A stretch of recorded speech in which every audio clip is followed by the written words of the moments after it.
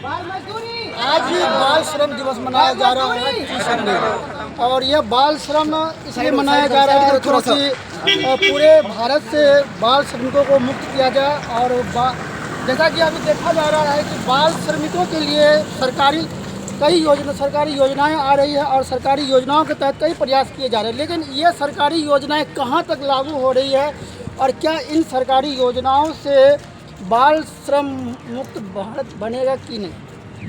अब ये देखना है कि यहाँ के पदाधिकारी कितना प्रयास कर रहे हैं।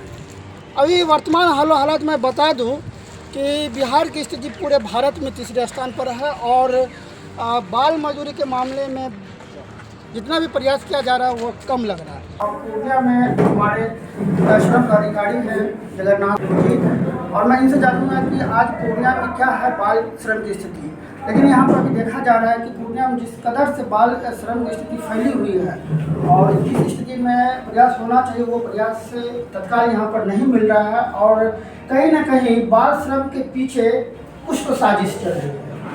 कहा भी जाता है कि बाल श्रमिकों से श्रम करवाना एक सस्ता और सुविधा साधन है, क्योंकि मुसहर समाज के कई बच्चे इन बाल श्रम में लगे हुए हैं। चाहे आप कोई बर्फ़ फैक्ट्री देख लीजिए या ईटा भट्टा देख लीजिए या चूड़ी फैक्ट्री देख लीजिए, तो यहाँ पर कितने बच्चे हैं जो कि बाल श्रम में लगे हुए हैं। और वर्तमान हालात यह मैं बता दूँ कि पूरे भारत में बिहार अभी तीसरे स्थान पर है।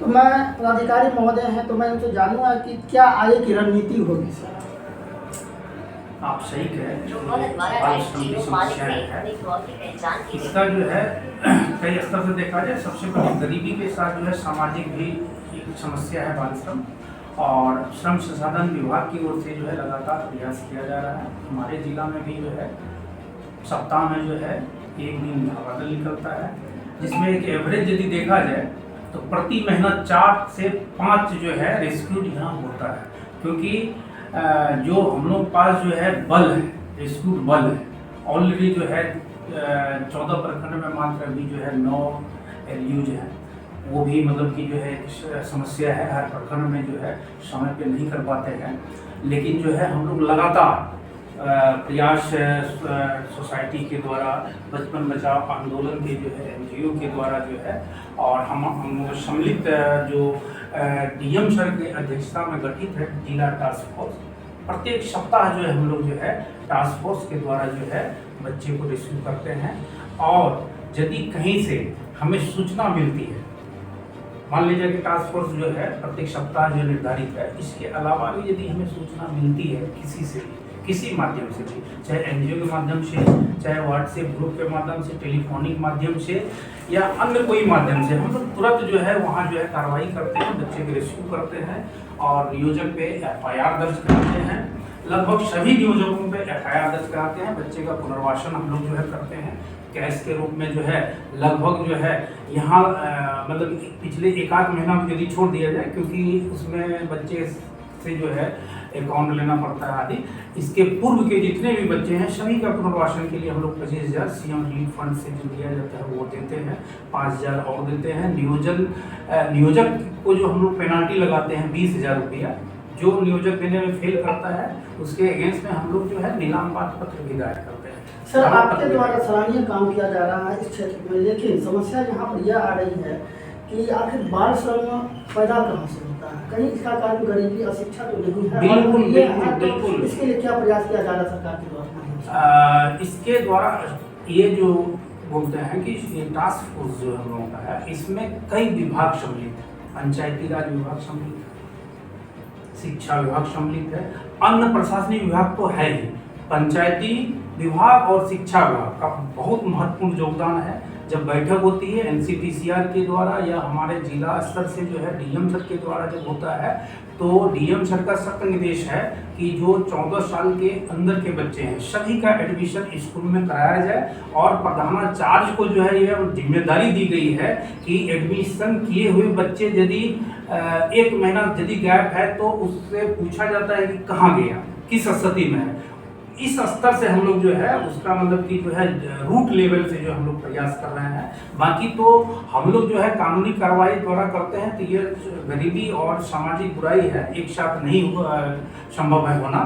लेकिन जो है जो शिक्षा विभाग इसमें इन्वॉल्व किए हुए हैं हम लोग या प्रशासन बिहार सरकार के द्वारा, वो एक बहुत बड़ा मतलब कदम है कि जो बच्चे गाँव में हैं उसका एडमिशन कराना जो है शिक्षा विभाग की जिम्मेदारी है। हर गाँव में जो पढ़ने वाले बच्चे हैं उसका एडमिशन होना है। जब एडमिशन हो जाएगा तो निश्चित रूप से जो है वो बाल मजदूरी में नहीं रहेगा। आज अक्षय तृतीया मनाया जा रहा है और बाल विवाह के अवसर पर कई स्कूलों में प्रयास जैक सोसाइटी और बचपन बचाओ आंदोलन के जो संयोजक हैं उनके द्वारा यहाँ पर जागरूक भी किया जा रहा है और शपथ भी दिलाया जा रहा है। अब यह सवाल खड़ा हो रहा है कि बाल विवाह आज के समय में जहाँ इंसान अब चांद तारों तक पहुँचने लगे, वहाँ पर अभी भी बाल विवाह जैसी समस्याएं नज़र आती है, जो कि एक सामाजिक और कानूनन अपराध होते हुए भी आज ये कुरीति हमारे समाज में फैला हुआ है।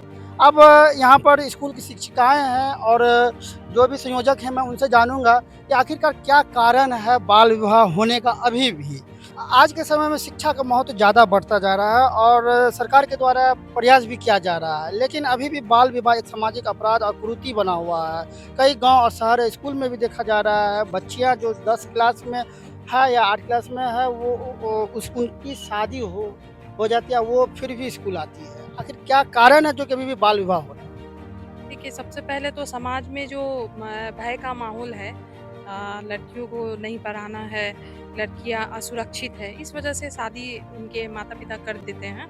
तो हम लोग इसको एक अभियान के तौर पे पूरे पूर्णिया जिला में हम लोग काम कर रहे हैं, जिसमें कि आपने जैसा कि कहा कि प्रयाग जग सोसाइटी है और हम लोग बचपन बचाओ आंदोलन के सज्जाद जी है और हम एज ए नोडल जिला प्रशासन पूर्णिया के ये मिल के सहयोग से हम लोग सभी जगह सभी क्षेत्र में जागरूकता फैला रहे हैं, महिलाओं को बता रहे हैं, बच्चियों को जागरूक कर रहे हैं कि अगर उनकी शादी कम उम्र में कर दी जा रही है तो उनका बचपन बर्बाद हो रहा है, उन्हें पढ़ने दिया जाए। उनके माता पिता को भी हम लोग समझाते हैं, हम अपनी सेविकाओं और सहायिकाओं के द्वारा जागरूकता फैलाते हैं, उनकी बैठक करके ये भी बताते हैं कि अगर इस तरह का अपराध कोई कर रहा है तो बिल्कुल हमें बेझिझक बताएं और उनका नाम गुप्त रखा जाएगा।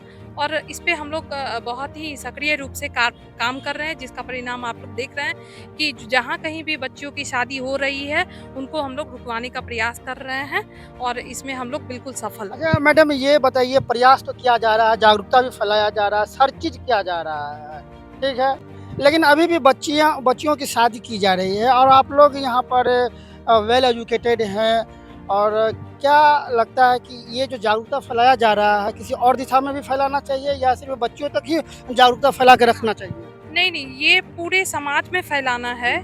इसमें हमारे जो सभी क्षेत्र के लोग हैं, सभी तरह के लोग हैं, सभी परिवार के लोग हैं, उसमें हम लोग पीआरआई का भी हेल्प लेते हैं और हमारे सभी विभाग के जो पदाधिकारीगण हैं, वो भी क्षेत्र में जाकर के जागरूकता को फैला रहे हैं। हम लोग नियमित बैठक भी करते हैं, सेविकाओं को भी बता रहे हैं, आशाओं की भी मीटिंग ली जा रही है। तो ये एक अभियान के तौर पे हम लोग चेत चुके हैं। अब कोई भी प्रयास हम लोग कर रहे हैं और बिल्कुल इसमें सफल होंगे और जागरूकता फैलाने के बाद उनके कोई भी ज्ञान जब तक बार-बार हम नहीं उनको देंगे तो ये खत्म नहीं होगा, क्योंकि ये इस तरह की कुरीतियाँ समाज में बहुत अंदर तक फैली हुई है। इस कुरीतियों को समाप्त करने के लिए हमें हमेशा प्रयासरत रहना होगा। क्या परिचय? हम लोग प्रयास कर रहे हैं कि परिचय क्या हुआ? सीडीपीओ पूर्णिया सदर है, लक्ष्मी कुमारी पूर्णिया सदर। प्रयास जैक सोसाइटी के संयोजक श्री उमेश कुमार जी हैं हमारे साथ। मैं उनसे जानूंगा कि इन्होंने बहुत प्रयास किया है पूरे पूर्णिया में, पूरे पूर्णिया के 14 प्रखंड जितने भी यहाँ पर प्रखंड हैं उन सभी क्षेत्रों में इनके द्वारा कई प्रयास किया जा रहा है और इनके जितने भी कार्यकर्ता हैं उनके द्वारा भी बहुत ही सराहनीय काम किया जा रहा है। लेकिन सराहनीय काम करने के बावजूद भी ऐसा क्यों देखा जा रहा है कि बाल विवाह रुक नहीं रहा? आखिरकार जागरूकता कहाँ पर फैलाना चाहिए सर? देखिए, जो प्रश्न है बाल विवाह का, आपने जो कहा है, पिछले 2022 से हम लोग यहाँ पे काम कर रहे हैं इस क्षेत्र में और आपको जानकारी दें कि हम लोगों ने पूरे पूर्णिया डिस्ट्रिक्ट में इस ईयर में 24-25 में हम लोगों ने करीब 493 शादियां रुकवाई हैं जो बच्चियों की हो रही हैं। और उसमें हम लोगों ने 2 चीज़ चुना है। देखिए, बाल विवाह एक बड़ा मुद्दा है, कारण उसके अनेक हैं। एक सबसे बड़ा कारण है जो मैडम ने भी कहा, एक डर है। गार्जियन के नज़र में एक डर है कि हमारी बच्ची बड़ी होगी तो कुछ गलत ना हो जाए, अनहोनी का डर है। दूसरा सबसे बड़ा कारण अशिक्षा है। अशिक्षा भी एक बहुत मतलब इसमें है। तीसरा है गरीबी है। गरीबी के चलते भी बच्चियों का शादी जल्दी हो जाता है, पढ़ने से वो दूर हो जाती हैं, उनको किसी तरह का आज़ादी नहीं मिलता है। और बाल विवाह कितना बड़ा अभिशाप है बच्चियों के लिए, चाहे बच्चों के लिए भी। ये समाज को इस विषय पे जागरूक करना होगा। तो हम लोगों ने इसके लिए 2-3 अपना फुट मार्क्स दिया है। यहाँ पे 2-3 चीज़ हम लोगों ने किया है। सबसे पहले तो हम लोगों ने कम्युनिटी अवेयरनेस का काम किया है। समुदाय आधारित हम लोगों ने जागरूकता लाने का कोशिश किया है कि बाल विवाह बच्चियों के लिए कितना बड़ा अभिशाप है। दूसरा काम हम लोगों ने उस शादियों को रुकवाई है, समझा बुझाकर माँ बाप को, जो बच्चियों का शादी कर रहे थे और उनसे शपथ भी लिया है। तीसरा, जब वो ये सब चीज़ से नहीं माने, समझाने से भी और आपको उनको मतलब अंडरटेकिंग भी उनसे वोट भी लिया गया, तो हम लोग पुलिस का सहारा लिए। सर, आज अक्षय तृतीया के अवसर पर बाल विवाह का शपथ एक लिया गया यहाँ पर आपके बार में, और मैं ये जानना चाहता हूँ कि इतने प्रयास करने के बावजूद भी बाल विवाह आज के समय में एक अभिशाप बना हुआ रुक नहीं रहा है, तो इसके लिए किस तरह का सतत प्रयास करना चाहिए? देखिए, बाल विवाह एक कोड है समाज के लिए, एक अभिशाप है। आज़ादी के पूर्व में भी जब लॉ का कोडिफिकेशन नहीं हुआ था, कोई रजिस्ट्रेशन इस पर नहीं हुआ था, कोई कानून नहीं बना था दंडनीय अपराध बनाने के लिए, उसके पहले भी राजा राम मोहन राय के ज़माने से एक सोशल रिफॉर्मिस्ट के रूप में उन्होंने सती प्रथा और बाल विवाह दोनों पर बहुत जोरदार प्रयास किया, समाज को जगाने का प्रयास किया है। और बाद में आज़ादी के वर्षों के बाद में चाइल्ड मैरिज को आपको कानूनी अपराध घोषित किया गया है, दंडनीय अपराध किया गया है।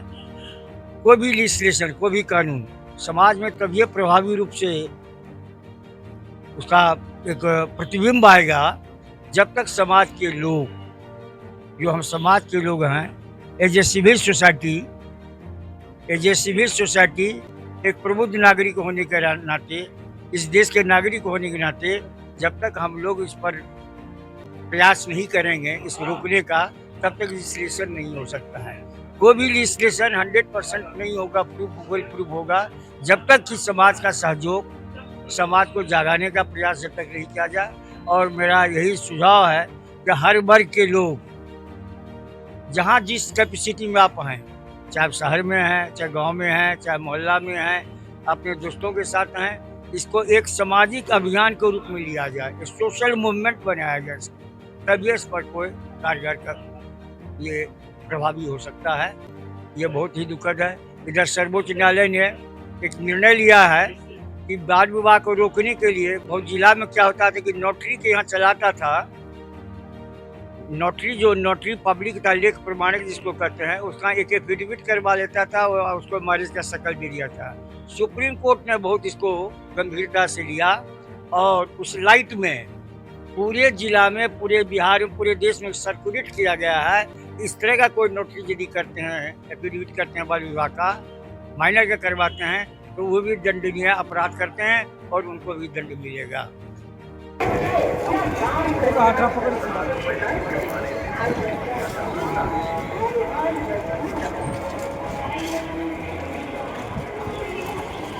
के रूप में कार्य करवाता है तो उसे 50,000 रुपए तक का जुर्माना या 2 बच्चों से काम कराने पर कड़ा प्रतिबंध है। कल्याण समिति से शिकायत करें। हर बच्चा स्कूल में हो, कोई बाल मजदूर न हो। बिहार सरकार और यूनिसेफ द्वारा जनहित में जल्द